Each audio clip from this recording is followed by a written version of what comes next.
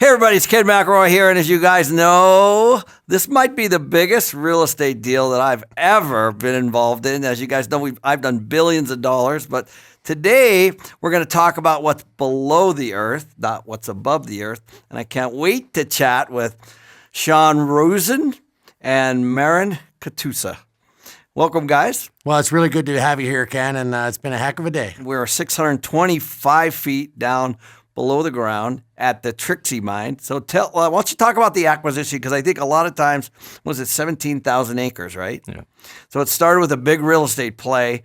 And I look at, when I do a development, I go up and you guys go down. So I think it's fascinating to me. And we're also standing right in the middle of this new discovery, right?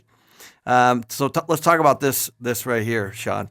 So we're down 625 feet, which is about 3/4 of the height of the Eiffel Tower in the underground. And we're going to go a lot deeper. We go down to about 1,350 feet, which would be about 300 feet higher than the Eiffel Tower.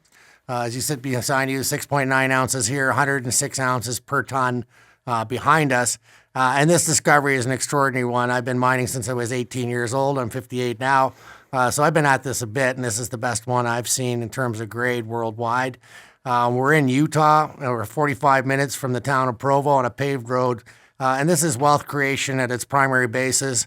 If you can't grow it, you have to mine it. Every Tesla, every iPhone came out of a piece of rock like we see around us today. And we're mining gold, tellurides, and other metals in this mine. But there's these super high-grade pockets in here that we're just beginning to understand. So it's early days. We're very excited to be hosting yourself and Robert Kiyosaki underground here today. So, Marin, every deal needs a money guy, a finance guy, a wizard. You're the guy behind the curtain. Well, this is really a value add. In my world, this is a massive value add. You saw $500 million of infrastructure from the teams and the miners before. So what did you see? Because now, obviously, it's a massive value add. So when Sean and I teamed up, so I always start with people. They got to know what they're doing, right? Because I know what I'm doing. I need the guys that I'm backing to make sure that they know what they're doing.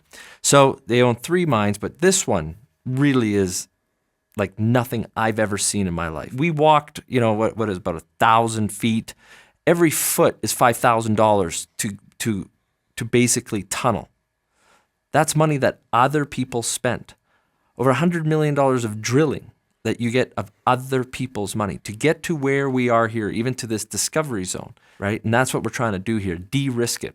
We've both been around the world traveling.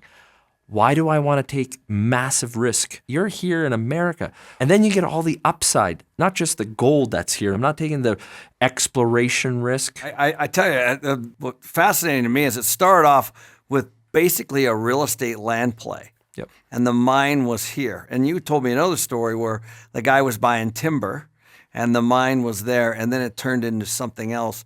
And I just think that's what's fascinating about this story is, I'm going to call this 8 feet from gold, because really they stopped. And then the new technology, you brought in all the old data, digitized it, turned it into 4D, plus this gun. Let's talk about It's my favorite automatic. And I know you're a gun guy. Yeah. You were showing me your gun collection. Check this out. Here's my gun collection. You go up to any piece of rock. Yeah, so this is about 300 ounces per ton of rock. And then you take this is about 400. And you look at the colors. Yeah. It's hard to walk by. It doesn't even look like gold. I know. The average geologist wouldn't even look at this and see what's going on. The stuff you're upstairs, you're looking at just the average grade is $10,000 in those buckets.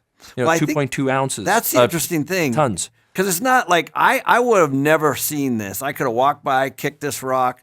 And I think most real estate deals, most deals are what somebody else sees. Just like when you go into a fully built out city and then you redevelop, that people go there, that there's busy and this is like a downtown street. This has obviously been hot premium property for a long time. And we got to come in, we got to do the work, we have to do the science.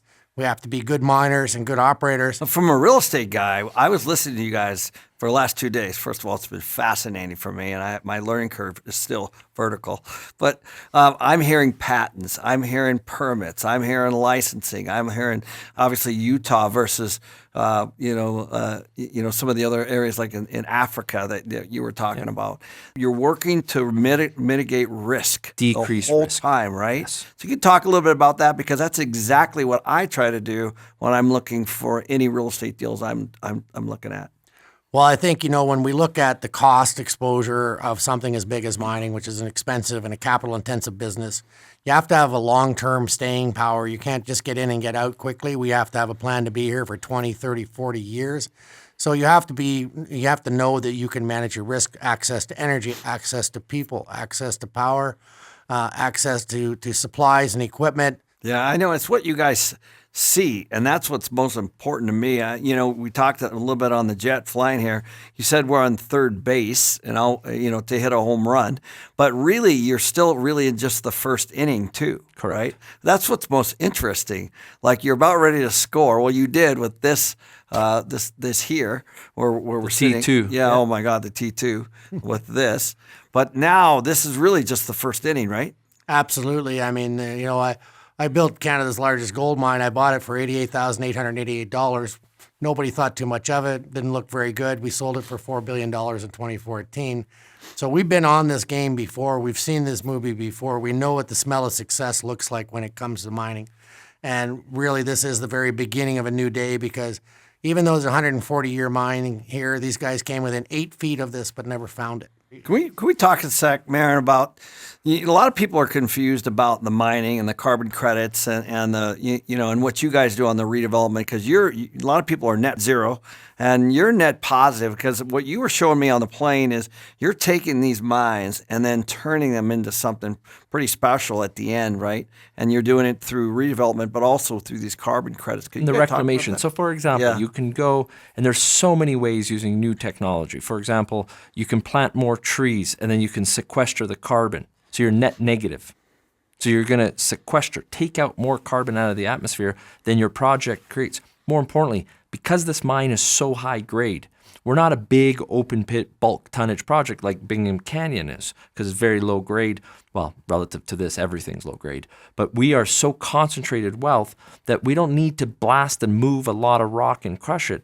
So our carbon footprint per grade or production, nobody can compete with us because of the grade. And hopefully we'll build infrastructure and projects that contribute to the environmental success. In British Columbia, at our other projects, we're doing a salmon hatchery. We're doing a caribou support program. And our goal is not only to leave it as good as we found it, but make sure that there's more salmon and more caribou there by the time that project is done.